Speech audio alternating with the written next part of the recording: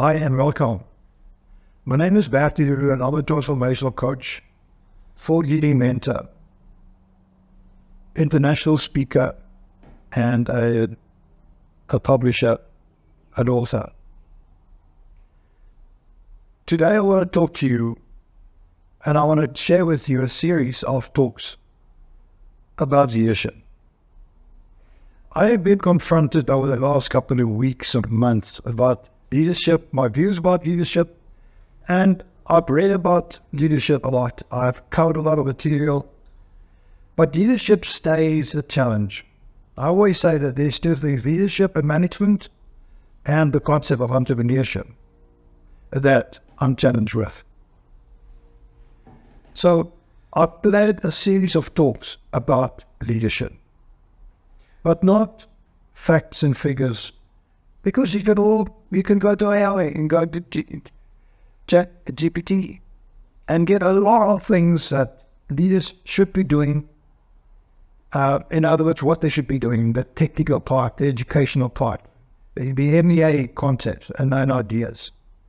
I don't want to dwell there because everybody can do that. But the problem, the challenge we have is the emotive side of leadership. In other words, who am I as a leader? Who am I in the eyes of those that I lead? Not what am I? What am I as a title? I can buy it. And many of us start our lives out with those kind of titles, either teacher, accountant, electrician, or whatever the case may be. That is what you do. And by doing that and saying that, you are giving a title. But it's got nothing to do with you are. At the end of the day, as we grow older and become more settled in our lives, many of us end up in leadership positions. And it's not just a leader in an organization. As a parent, you're a leader in a family, in your house, to your children, and wherever you meet through that. So leadership is not just for those that it's managing organizations. And that's where we go wrong, because we create a persona in the expectation of what people expect from me in the organization. But when I drive home, I'm a different person. When I get home, I'm another person.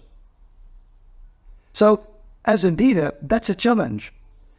What is therefore important is the awareness of who am I?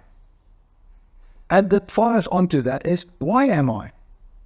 If I can answer those questions, leadership becomes much more part of my heart, not just of my brain, the educated part, the learned part of life that says, this is what expected of a good leader.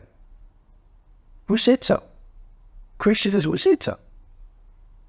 Where's the expectation that you have to be X, Y, Z?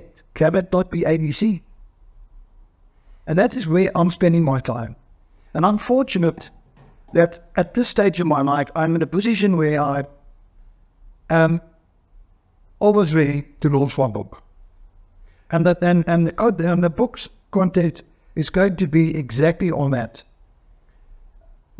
In terms of how do we approach leadership from a practical I am me position and perspective, and not from the perspective of all the textbooks that teaches me what I should be doing in order to become the leader that I can say I am that leader. It's not what you are. People look at you. So important, therefore, is relationship, and then the understanding and the appreciation of your role and who you are.